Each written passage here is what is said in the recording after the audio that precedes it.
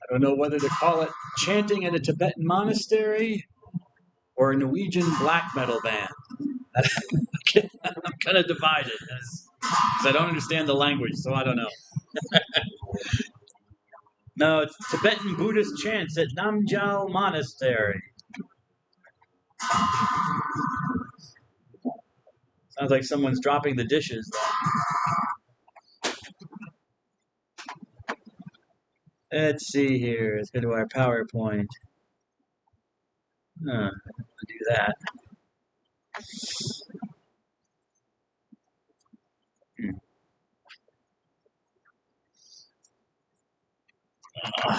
Let's see if I got it on here. It's the right one. I hope so. No, it's not. It's not the right one. There we go. Alrighty, there they are. Tibetan monks of the yellow hat variety. They're also red hats who wear red hats. So they're called the red hat Tibetan monks. But these are yellow hat Tibetan monks. I forget which group the Dalai Lama belongs to. I think it's the yellow hat variety. Anyways, there's a group of Buddhist monks for you. Buddhism. I already lost somebody. Who did I lose? Miss Purnell? Miss Purnell. What are we going to do with her, Mr. Pratt?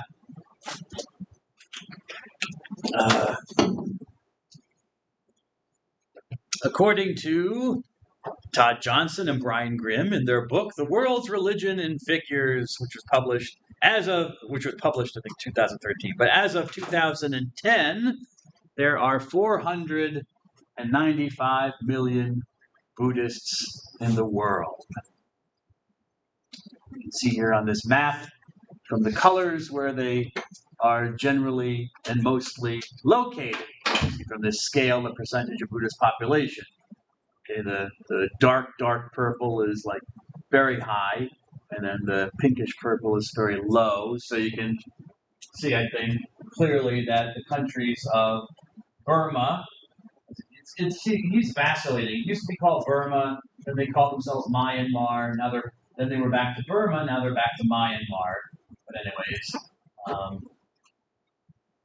Myanmar, I guess, is their current title. Myanmar is here. Then you have Thailand, Cambodia is there.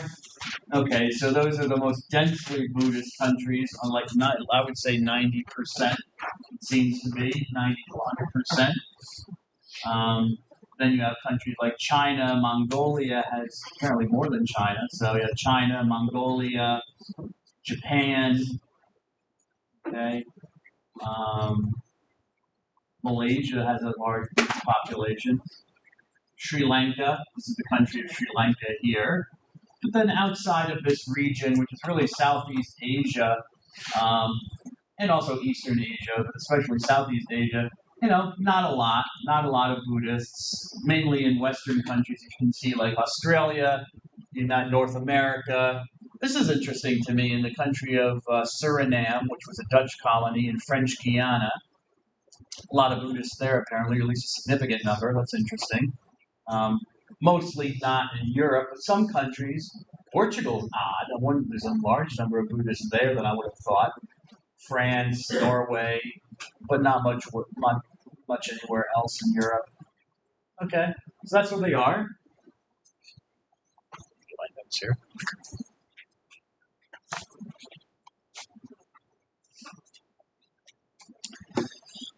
What can we say is the official, or excuse me, not official is the word I'm looking for.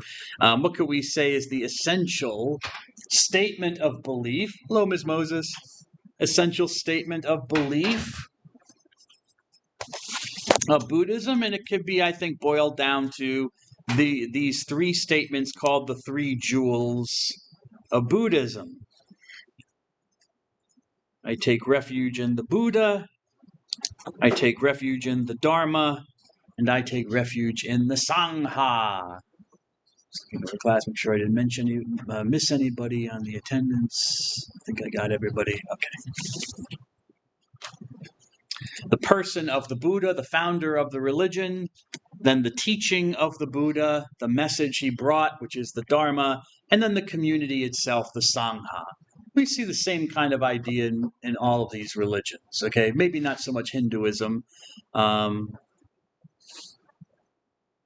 A little bit, I think, somewhat in Judaism, but like Christianity and Islam, you do, because you have Jesus and Muhammad. They would be equivalent to Buddha. You have the Gospels and the Quran, which would be equivalent to the Dharma.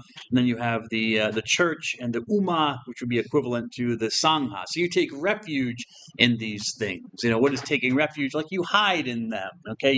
It's like a house. You go into a house and you take refuge in the house, and it protects you, okay? It keeps you alive, right? This statement is called the Three Jewels, which I'm going to put a definition on the board, but I'll give you the definition. The Three Jewels is a Buddhist statement of belief in the person of the Buddha, his teaching, and the Buddhist community. So it's a statement of belief, kind of like the Shahada in a way. Statement of one's belief in the Buddha,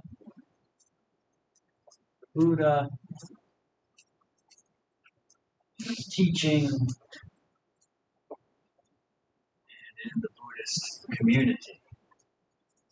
and in the Buddhist community.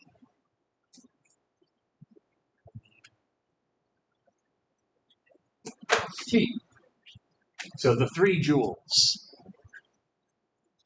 And, you know, as a jewel is a precious stone, so these are the three precious stones of Buddhist belief. The three things you kind of found your life on, the practice of your life. So let's start with where it begins. Let's start with the Buddha himself, or a man named Gautama Siddhartha, aka the Buddha, as he's called. The Buddha is a title, just like Jesus Christ, Jesus the Christ. Christ is a title for Jesus of Nazareth. The Buddha is a title for this man, Siddhartha. Siddhartha is his name, and Gautama is his family name. But as in a lot of Eastern cultures, in a lot of cultures, like Arabic culture, Hungarian culture, the family name is put first. Okay, so Gautama is his family name, and then his personal name is Siddhartha. So he's called Gautama Siddhartha, or for short, he's called Gautama Buddha. When did he live? Well, the consensus dates, I guess we could say, are between 563 BC and 483 BC. So from the 6th century to the 5th century BC, the BC period. So I wonder if he was a contemporary of Aristotle and Socrates and Plato. I have to look that up. But anyways, interesting. And that's the consensus date, because we're not totally sure. There's a wide range of disagreement amongst scholars about when he lived. There are what's called the long chronology and the short chronology, and these chronologies are based on not on the Buddha or this man Gautama Siddhartha, but actually based on a later person named Ashoka,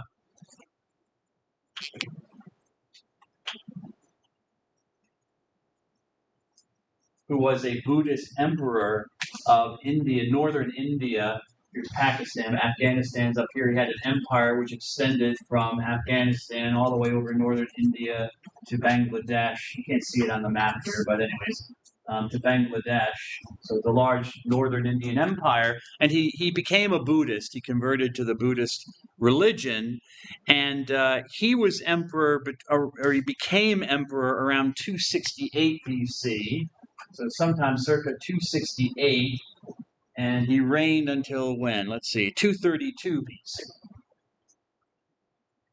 So according to accounts, depending on which accounts you want to believe in, the Buddha existed a century before Ashoka, or maybe 2 or 3 centuries before Ashoka. So you have the short chronology. If you accept the short chronology, then what's called the Indian short chronology, then Buddha lived about 100 years before Ashoka, and so you would date it to 448, to 368. Okay, that Buddha died in 368 because you had 100 onto 368. Actually, you take away 100 because in BC we count down. So you count down 100. So you go from 368 to 268 when you know Ashoka was emperor. Okay, and then the Buddha lived 80 years. He died when he was 80. So you count 80 before 368. You arrive around 448. So in the Indian short chronology, his dates are given as 448 to 368. That's if you accept that he only lived about 100 years before Ashoka was the Buddhist emperor. If, however, you accept the long chronology, which this clearly is, okay, that most scholars accept, but if you accept the long chronology, like in Nepal, where the Buddha was born, officially he was born in 624 BC. So they accept the longer chronology in Nepal. They'd say he was born in 624 BC and he died around 544 BC. Okay, so that's a longer chronology. So I'm not trying to confuse you. I'm just trying to show you that there are a number of different dates for when the Buddha might have lived. Just know that this is the consensus view. This is where most scholars would come down on when you talk about his dates, 563 to 483. If you're in Nepal, they'll say he was much earlier. If you accept the shorter chronology, then they would say that he was much later. He was in the 300s. What did I say? Yeah, 368 is when he died. Now, in 2013, archaeologists were digging around at a shrine, a Buddhist shrine, apparently where Buddha was born or where he came from in Nepal, and they dug down. They found a tree that apparently had what's the word I'm looking for, or how do I describe it? Well, it had what's the word I'm looking for? Not prayer stalls, but I guess places of prayer around the tree. Okay, so it was used for a religious function, and they identified it as the oldest Buddhist shrine that they had found so far. Okay, they think. I mean, nothing's 100%, and there are some archaeologists that say, yeah, but in India, the worship of sacred trees was pretty much common, and so how do you necessarily know it's connected to Buddha? Okay, so there's always a question. There can still be a question mark, but archaeologists do think they've found the oldest Buddhist shrine to the Buddha at his birthplace, and they're able to date it to around 550 BC. So if that's correct, if this shrine dates to 550 BC, obviously you have to have had the Buddha before the shrine, because it's dedicated to him, apparently. People were going there to pray at this tree associated with the Buddha. That would seem to favor the longer chronology that we have up here, Buddha living 624 to 5 and dying in 544. Okay? That would seem to be some hard evidence favoring that even longer chronology than is accepted. So the dates might need to be pushed back for Buddha. But these are the official dates there. Okay? Let's get all this off the boards.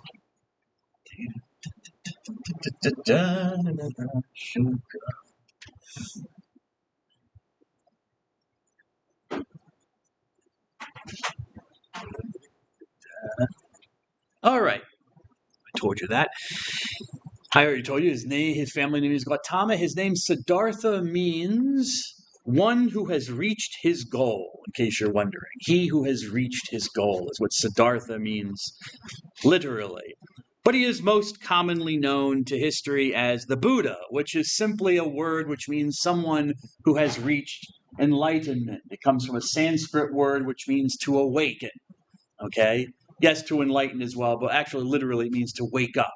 So the one who has woken up to reality, to the way things really are. So, or you could say he's been enlightened. All right. He's also called. Sometimes you'll see the word Buddha combined with this title as well. Buddha, which is a title, with another title called Shakyamunis. Sometimes you'll see his name is Buddha Shakyamuni. And Shakyamuni is a combination of two words, the name of the clan he came from, the Shakyas, the tribal group he came from in Nepal. And Muni means a wise man or a sage. So literally it means the sage of the Shakya clan, the wise man of the Shakya clan. So sometimes you'll see his name is Buddha Shakyamuni. There's your definition. He was born in a village called Lumbini. I don't think I put it on the PowerPoint, so let me write it here. Where you can, I have it marked on this map of India, partial map. I cut off the eastern half, don't it? Eastern part. But anyways, this country in purple here is the country of Nepal, and there's a red star here marking generally where Lumbini is or was. That's apparently where he was born.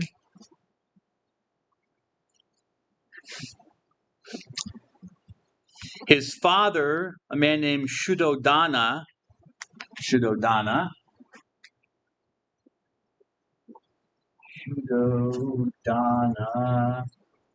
was a local ruler, a Raja, R-A-J-A-H, Raja,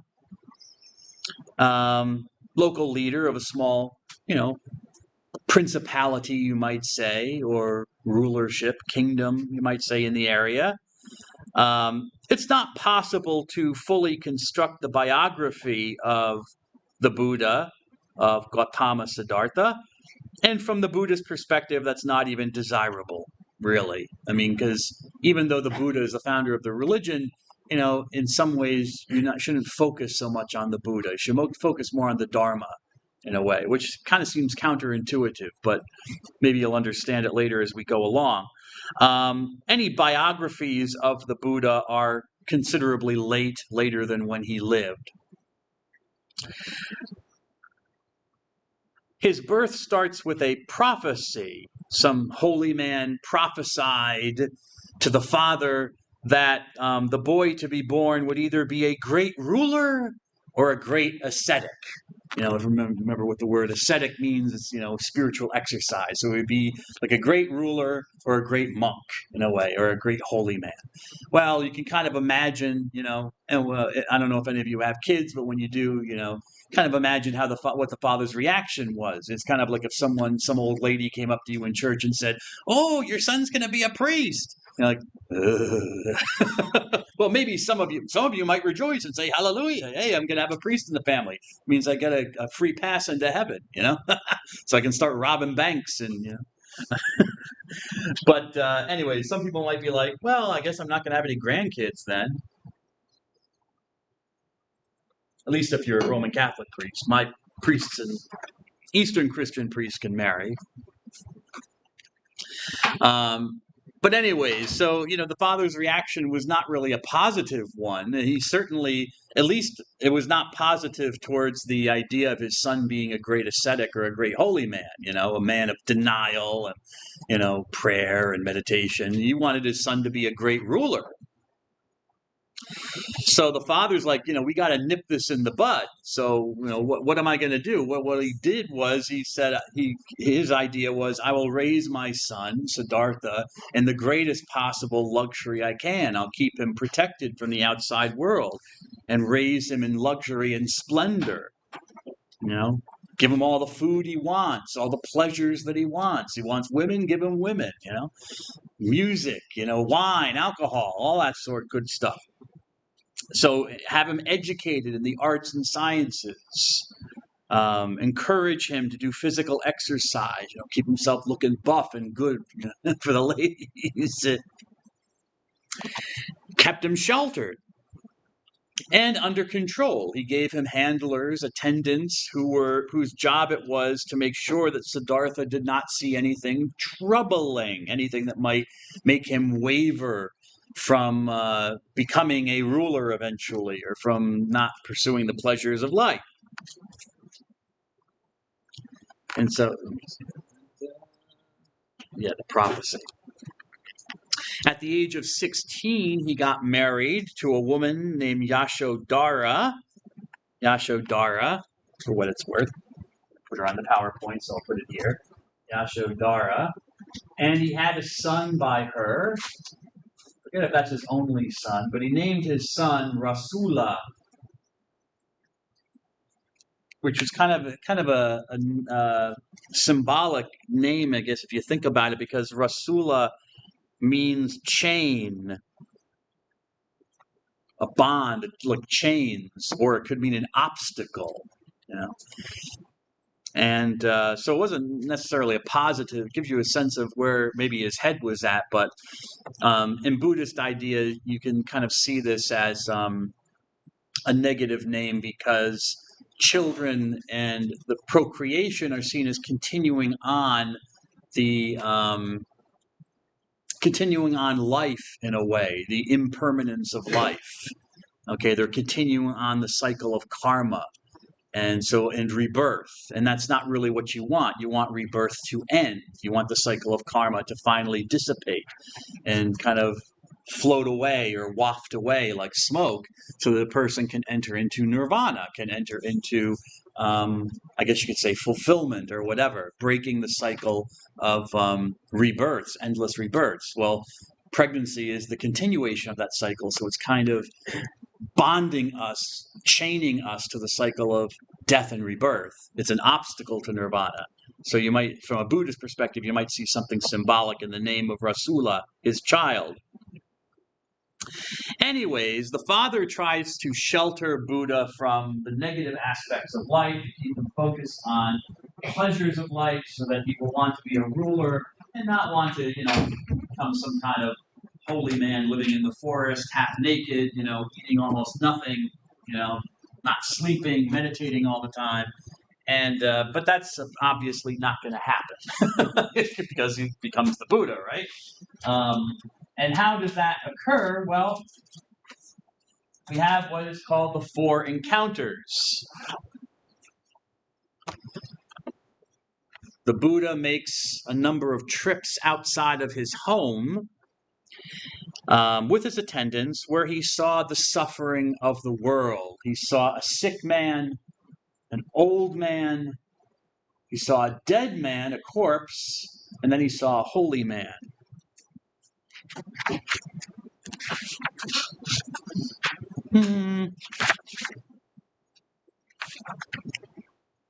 So let's talk about the first 3 trips, where he sees the sick, the old, and the dead man. Okay, I'll get to that in a moment.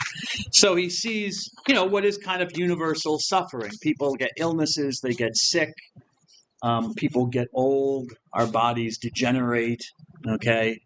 You don't know that now because you're still developing. Even your brains are still developing. Your brain's not developed until you're 25, at least the front part of your brain, the rational part of your brain, which might explain what goes on at spring break, right, Mr. Rossi? Yeah. Anyways, I'm in my 50s, so I'm certainly degenerative. Okay, things are starting to break down.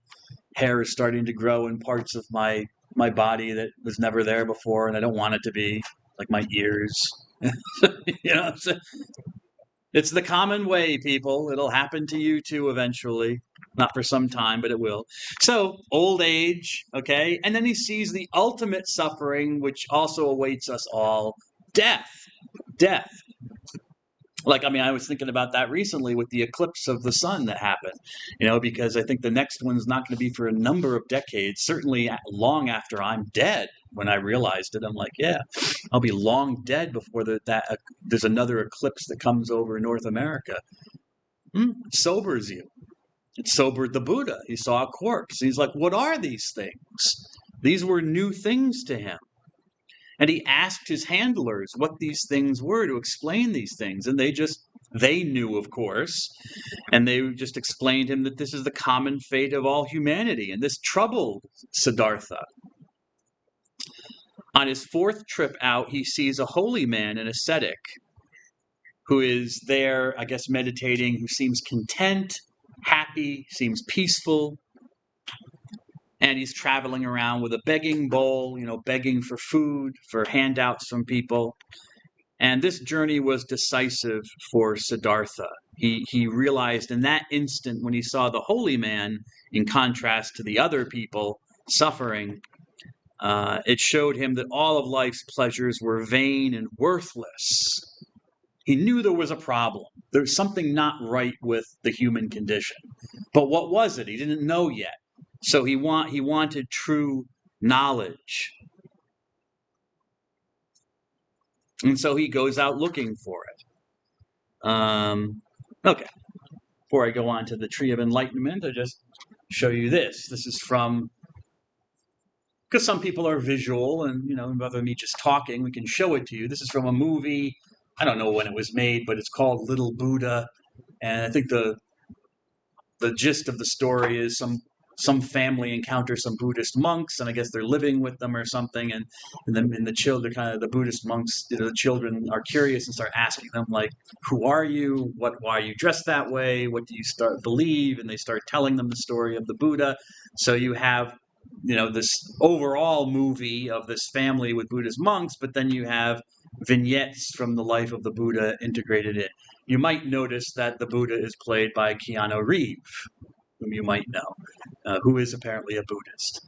And but I don't know how he goes from being a Buddhist and playing the Buddha to being like, John Wick and throwing like 20 knives into the chest of another.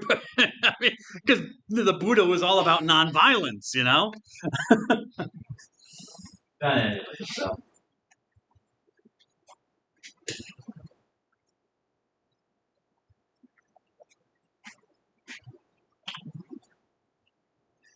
Go on to see the world. Ah, yes. To see the world. Secretly, however, his father prepared everything in advance. So that nothing Siddhartha might see in the city would disturb him. Everyone should be young and healthy.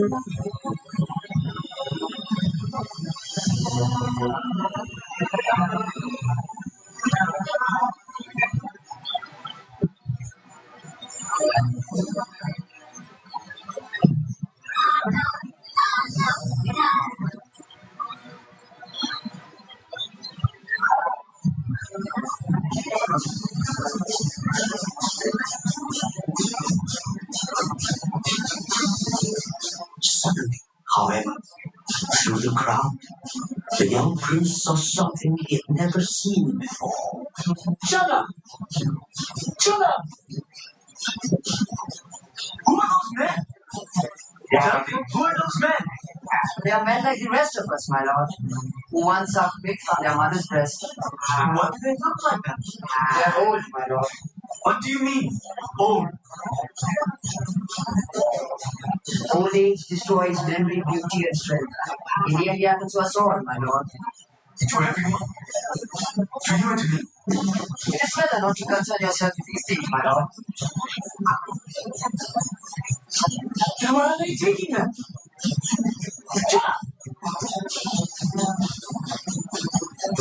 No, my lord. Don't go there, please. You mustn't. No, my lord.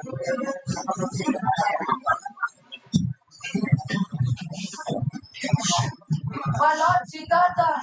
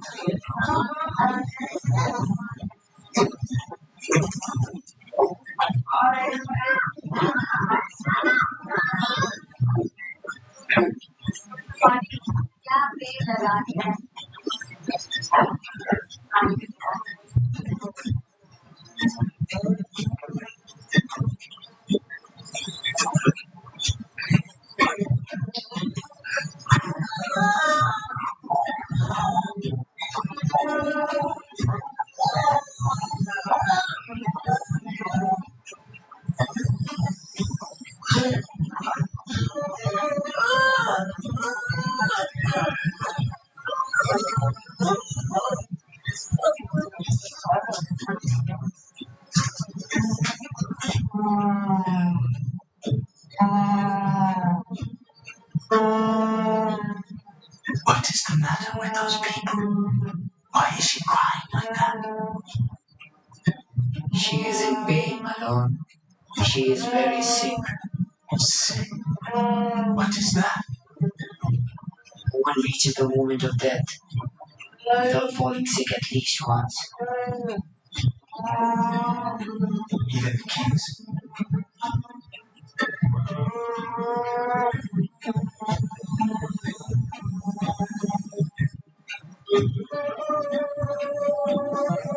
And death? What moment is that? Show me death.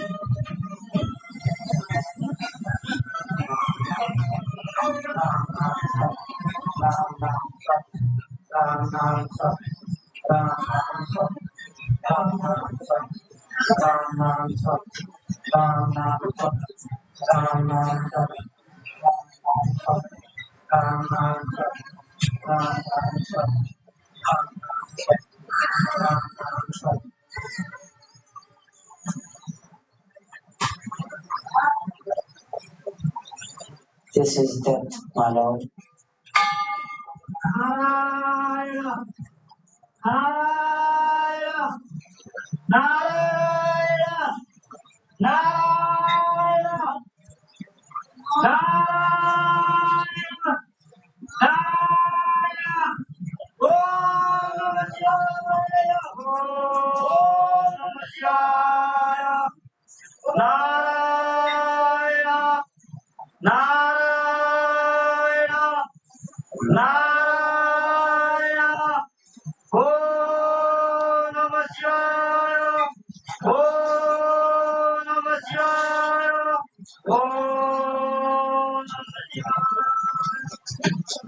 Yeah, the ashes are given to the river, my lord.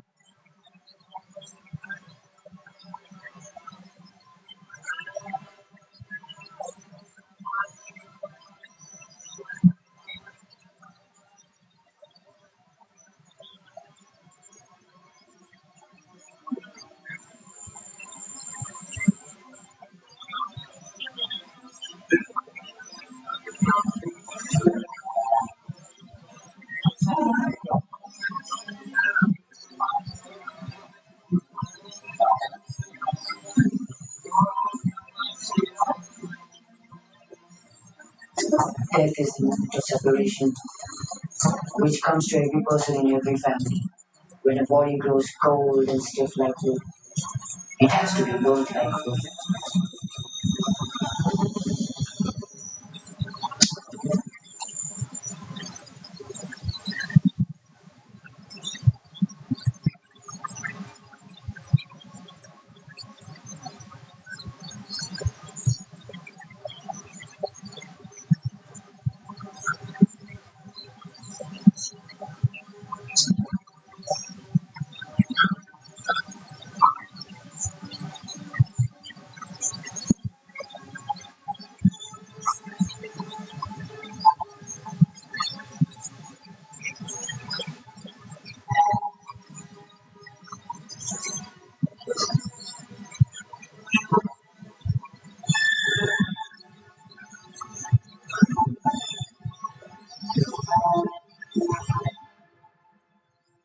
was on this day, from this fire, with these people, that Siddhartha learned about suffering and discovered compassion.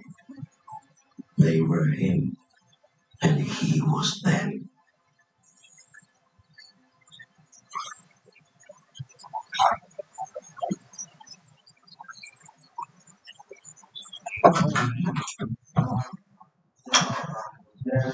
What are you telling my kids?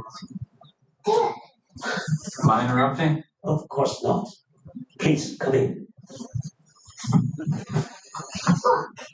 It's human bound. Wow. Spooky, huh? Jesse, I need to talk to Lama Norbulo. Of course, the father's worried. Like, what weirdo stuff are you teaching my kids? Telling them the story of the Buddha. Yeah. Okay. So that's obviously a fictionalized version of apparently this event that happened to the Buddha. And I mean, he's a Hindu, yes. He's of Nepal is a modern day country in its own right, but it's at this time it's part of India and Indian culture. Okay, there at this point he's not the Buddha yet. So in his mind, his assumptions are Hindu. Notice that it's Hindu holy men who are or monks who are bringing the body to be cremated, and they're doing what are typical Hindu practices like cremation and stuff like that. But he didn't. So that's what that's kind of where he went for his answers. He went to Hinduism, which was the religion that he knew. So at 29, this is around 29. Driven by this inner compulsion to find out why there was suffering and to explain the things that he had seen, he becomes an ascetic. So he fulfills the prophecy of becoming, that his father didn't want, of becoming an ascetic, a sadhu as it's called in Sanskrit. And he joins a bunch of holy men and starts doing what they're doing. He leaves his home and his family, and he settles with 5 disciples where they live extreme self-denial and discipline for 6 years. I mean, in fact, he went overboard and he went the opposite direction, where he lived in so much pleasure for most of his life. At the time, he went to the other extreme of complete denial. And all that really did was destroy his health. It didn't bring him to it. At one point, he kind of noticed, I haven't really become enlightened. I haven't gained any more knowledge. I'm just making myself feel bad, feel miserable, destroying my health.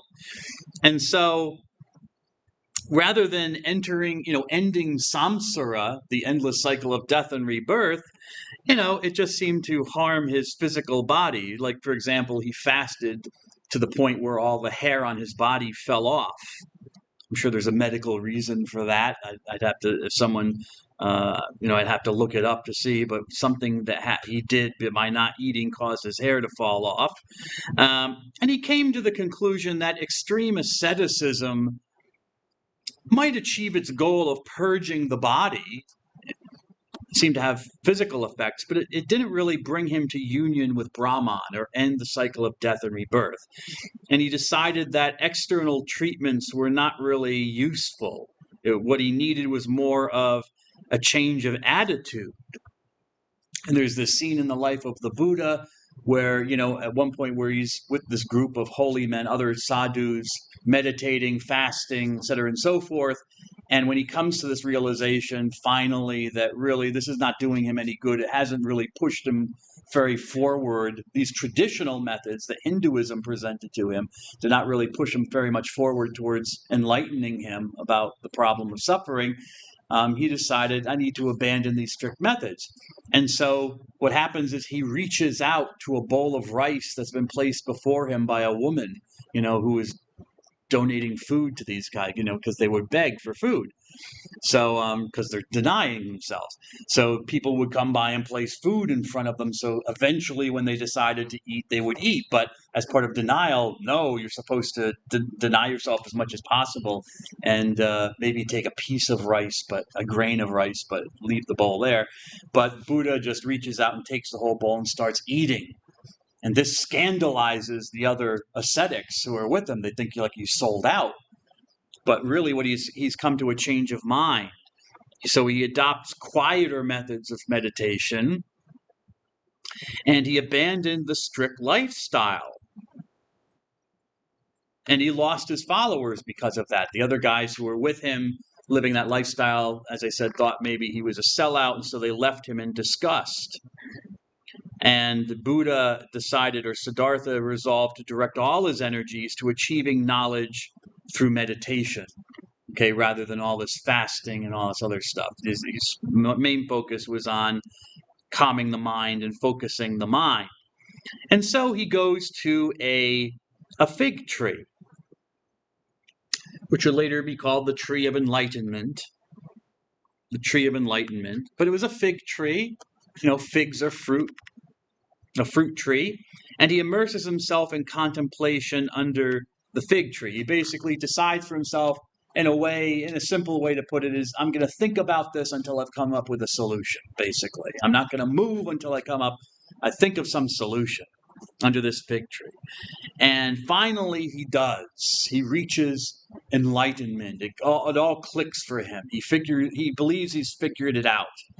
He becomes awakened or enlightened. And so this fig tree, this fruit tree, would later come to be called, in Buddhist historiography, the tree of enlightenment, or the Bodhi tree. The word Bodhi, again, Sanskrit, means one who is enlightened or awakened. So it's called the Bodhi tree.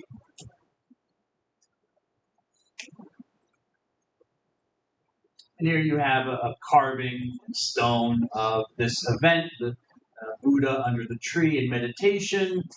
And this is interesting because he has a snake behind him. He's surrounded by what looks like Shesha the serpent. Remember, Shesha is associated with Vishnu. Okay, so there's like an overlap in the symbolism with Hinduism and Buddhism. And it makes sense because Buddhism comes out of India. Okay, and he was a Hindu. Right? So he tries the Hindu solution, and it doesn't work for him. Is basically what happens here. So there's a break with the traditional religion of Hinduism. He tries what the Vedas say you're supposed to do, and all the traditional methods that are presented by Hinduism, and it doesn't work. So he kind of rejects the Vedas, and this is what makes him now a heretic, in a way, an unorthodox thinker, and starts the break into a new religious movement, because he does not accept the authority of the Vedas to show him how to reach enlightenment. So his enlightenment has 3 stages. On the first night, he sees his previous lives pass before him.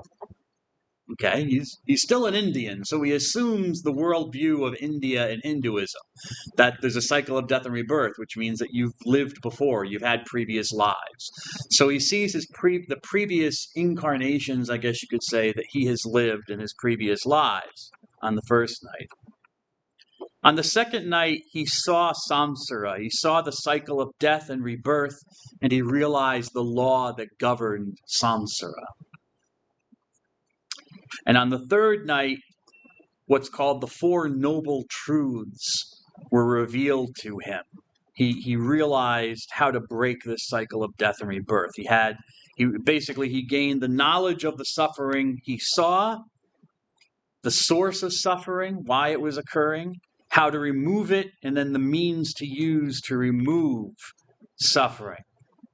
And at the moment that, on the third night, when he realized these 4 noble truths, especially the removal of suffering, he attained nirvana, technically.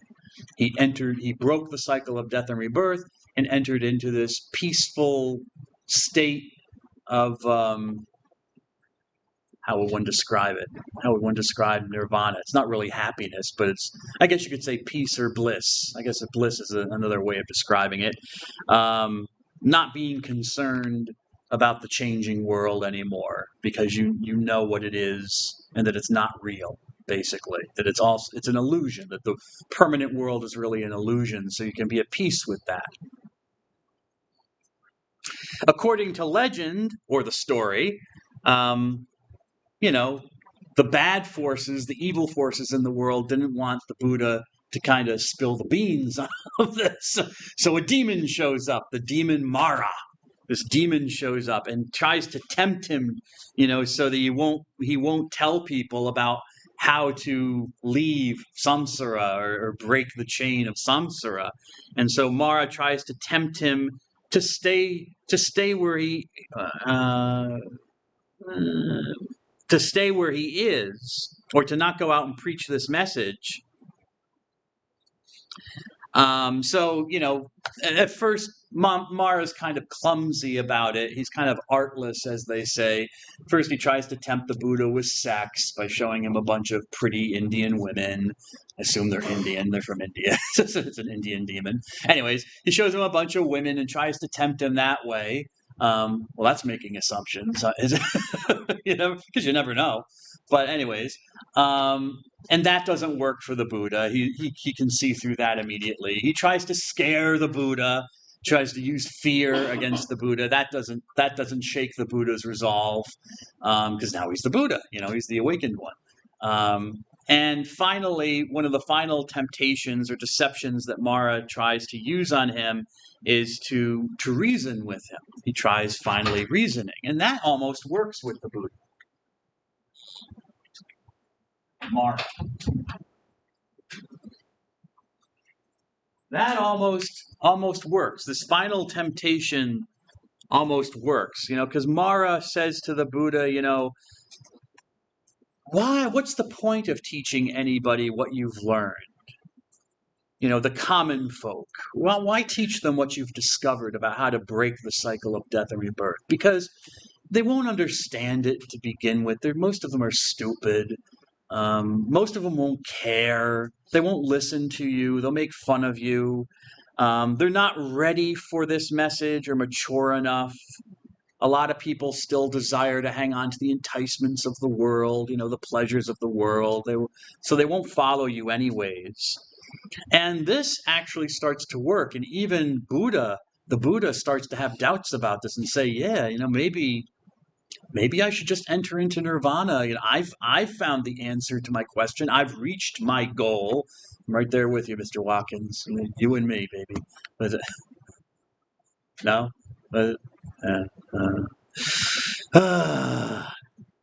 You still with me? You still with me? Okay. Anyways, and the Buddha even starts to have doubts. He's reached his goal in a way. He's answered the question he set out to answer. So why should he waste his time on people who aren't going to understand him or aren't going to appreciate the answer that he's been given? Maybe he should just enter into nirvana and go away, go into nirvana. So that almost works on him. But we have what's called the image of the lotus flower. A god appears, Brahma. Brahma, in one of his forms, appears to Buddha. So we have the appearance of one of the members of the Trimurti, a Hindu god, shows up and tells Buddha and asks Buddha to share his knowledge with the world, even if only for the sake of a few people. Even if Mara's right and most people won't accept the message of the Buddha, Brahma says to him, a few people might. And, and Brahma uses the image of the lotus flower. Lotus flowers are flowers that are plants that are on the top of the water, okay, and they have their roots that go down into the mud beneath the water, and you can't see the roots, but you can see the flower, the leaves, and beautiful flower blossoms on it. And Brahma compares these few human beings, again, right there with you, Mr. Watkins, a few of these human beings with the lotus flower, okay? They are rooted in a mucky swamp. We're all rooted in mud. Our roots are in the mud and the muck. However, there are a few people who are struggling to blossom into those beautiful flowers, and some of them are blossoming. And it's for them, Buddha, Brahma tells him, that you must go out and bring them this teaching. And that convinces the Buddha to leave and to go out into the world and start preaching. It defeats Mara's argument. After enlightenment, the Buddha entered nirvana, as I said, and he only appears to exist according to Buddhist belief. Technically he entered into nirvana at the Bodhi tree and did really enter into nirvana, but according to Buddhist belief, he only appeared to still be present in the world after this, on this plane of existence. So the residual effects of his karma continue to maintain their appearance. So you were only really seeing the effects of his karma.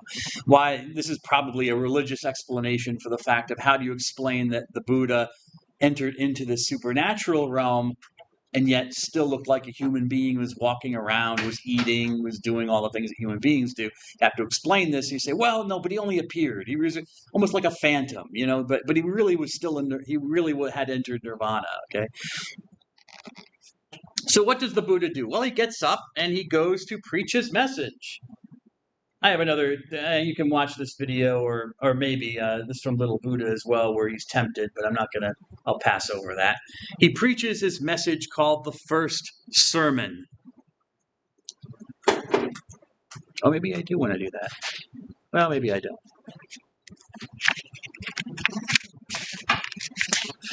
Make up your mind, Dr. Dunn. Let's see if I do that. Oh, okay. Maybe I will show that. Okay. I changed my mind.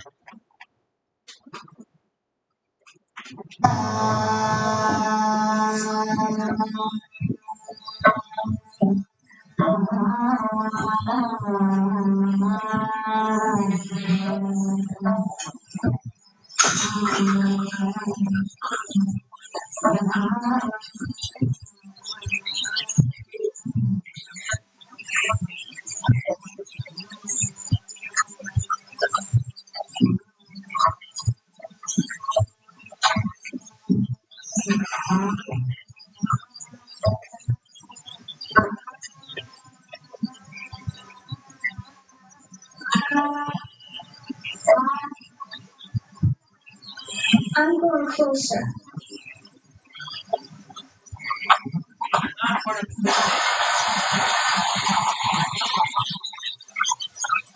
Mara had tried to tempt Siddhartha in the cleverest of ways by disguising the temptations of life in the simplest form. But Siddhartha was looking beyond form, beyond the present. And now Mara was enraged.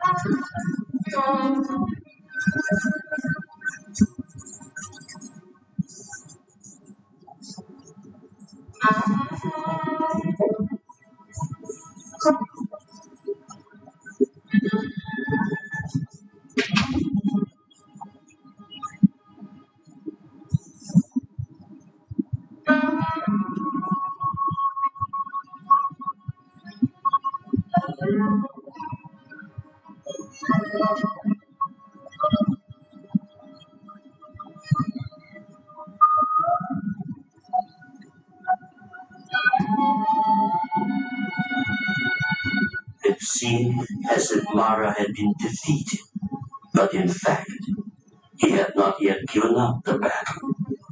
Now he attacked again.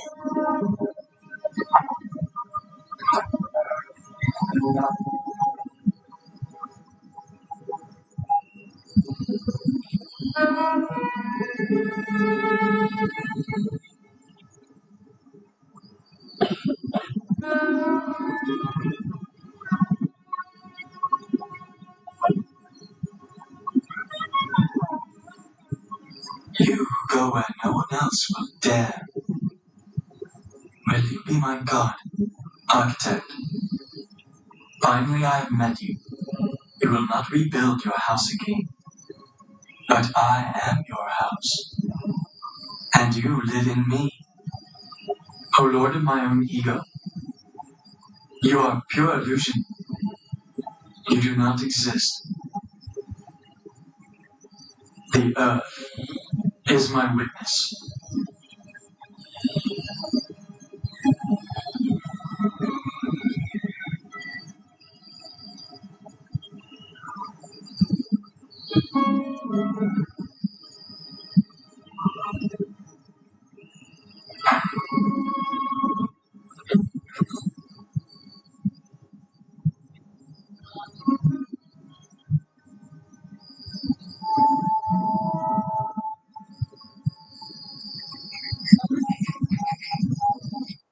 There you go. Into nirvana.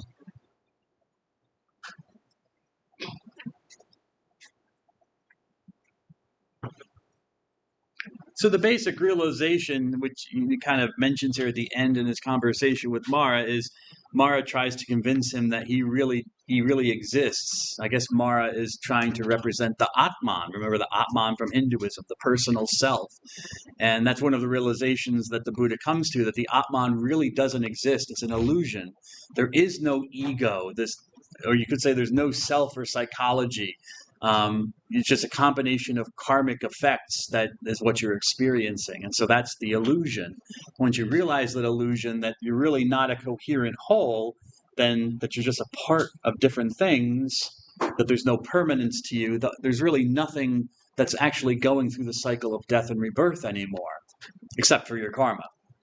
But there's no Atman that's going through death and rebirth. And once he realizes this, the illusion is now taken away from him, and he can disappear into nirvana. Or not, because he has to go preach the message, which he does. He gets up from the tree, and Buddha goes to a park called the Deer Park, Sarnath. It's called Sarnath. And it's in the city of Varanasi, which is a very famous city in India. It's a very famous city for the Hindu religion. I forget, I think it's associated with Vishnu. It's also called Benares.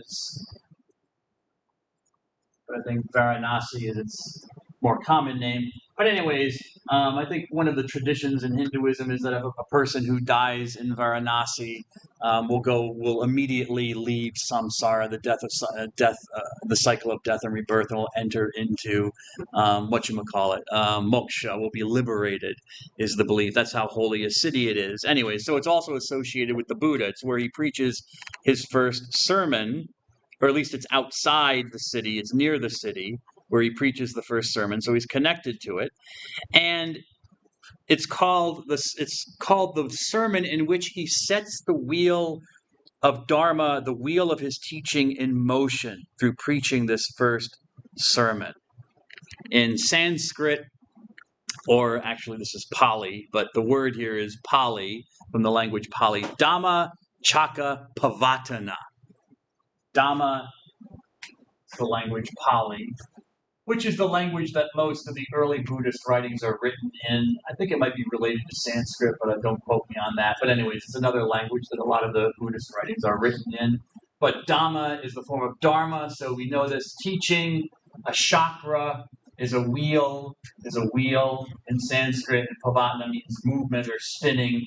So the spinning of the wheel of Dharma, setting the wheel of Dharma in motion, is what this, kind of like with Jesus. You have the Sermon on the Mount. People give titles to, talks that people give. And the title of his talk is the setting the wheel of Dharma in motion. It's also called his first sermon. The Buddha's basic discourse about the nature, cause, and solution of human suffering. And I think I give you a selection. I think one of the readings is a selection from the Dhamma Chakkapavatana. So hopefully you've read that or will read that. The 5 former companions that he had, remember when he was an ascetic and he took the rice and his companions that were with him, the 5 other guys, left him in disgust. They just happened to be in the deer park in Sarnath when he preaches this sermon, and his 5 companions who are present become his disciples immediately. They rejoin him. They're convinced. In fact, one of the disciples is so taken by the sermon, he himself enters into nirvana immediately. He gets the message immediately and enters nirvana himself. He's enlightened. He becomes a Buddha. Although technically there's only one Buddha in a generation. But anyways. And some of the Buddha's family members become followers, like his aunt and his son Rahula becomes a follower and comes over to his new religion is what's going on. Because he gathers around him a community of followers. And they take the name of the Sangha. The word Sangha, you have the definition, is the name of the community of those who follow the Dharma or the teachings of the Buddha. And it really is a monastic ascetical movement. It really is not for the common people, for people in common life. I mean, you enter into kind of the community and you become, in a way, a monk or a nun. Although originally the Buddha would only admit men because, again, he thought women because of pregnancy, were the progenitors and the continuators of samsara, which was a negative thing, the cycle of death and rebirth. So he wouldn't originally admit women into the Sangha. But later on, I think his aunt convinced him because she shaved her head like one of the monks and dressed like a monk, and she, I think sat outside meditating or doing something for a long, long time and impressed the Buddha. And he said, okay, if you can do the same actions as a male monk, then maybe you should be part of it. So he eventually did let women come in. But originally it was an all-male movement. And so you became a Buddhist monk or a Buddhist ascetic, which is called a bhikshu, or if you're female, it's bhikshuni. Bhikshuni is the female form for a female ascetic. Or a monk. I'll use the word monk or nun. His Christian background, but so people understand. Basically, you commit yourself to the teaching of Buddha and to the practice of seeking after enlightenment and reaching enlightenment for yourself. This is a picture of what is believed to be, there's a Buddhist stupa here, or a shrine, and this is believed to be the location, the deer park in Varanasi, where the Buddha preached his first sermon. So take that for what it's worth. That's the traditional site. And the community, he gathers a community around him, and they all live together in community. They take themselves out of the world. These monasteries are called viharas. For the most part, though, they're wandering monks. They travel around the roads, highways and byways of India, preaching the message of Buddhism. But they only really retire to the viharas during the rainy season when the roads are all mud and stuff, and so you can't really walk around easily. So during the rainy months, they retire to these monasteries. They build viharas and they retire there. But during the rest of the year, they would be walking around. So another break that the Buddha makes with Hinduism is the rejection of caste. Anyone could become a bhikshu. So it was membership in the Sangha was not based on caste membership. Although, as I told you, women could not join at first.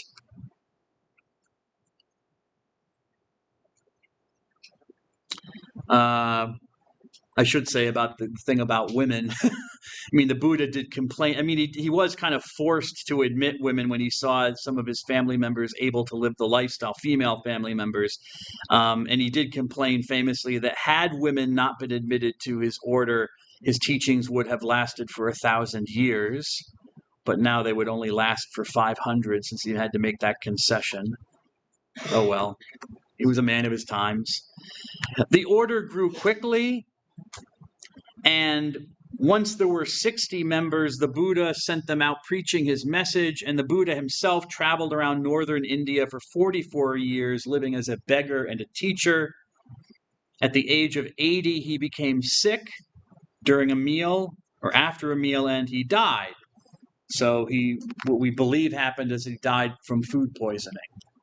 Because there's this, according to the story, he went to a dinner. Some guy threw him a dinner, and he went there with one of his disciples, and he ate it.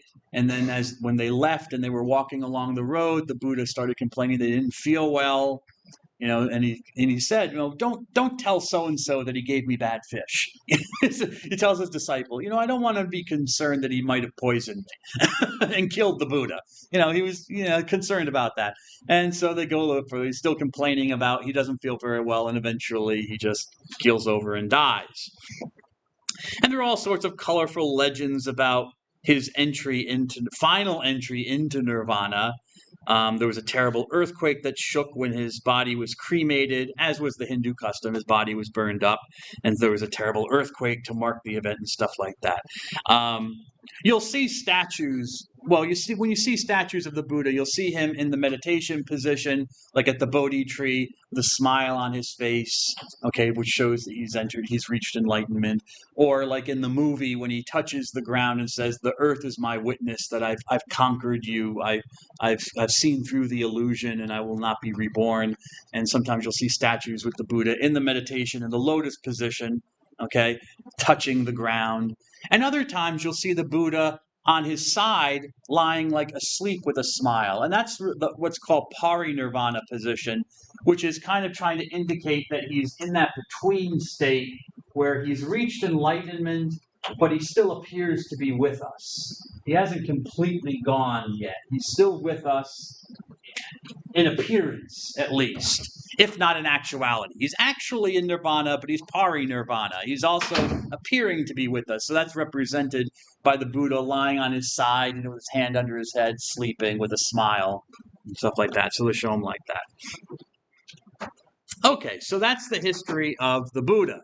We will talk about the Dharma next week. So God bless you all. Have a good weekend.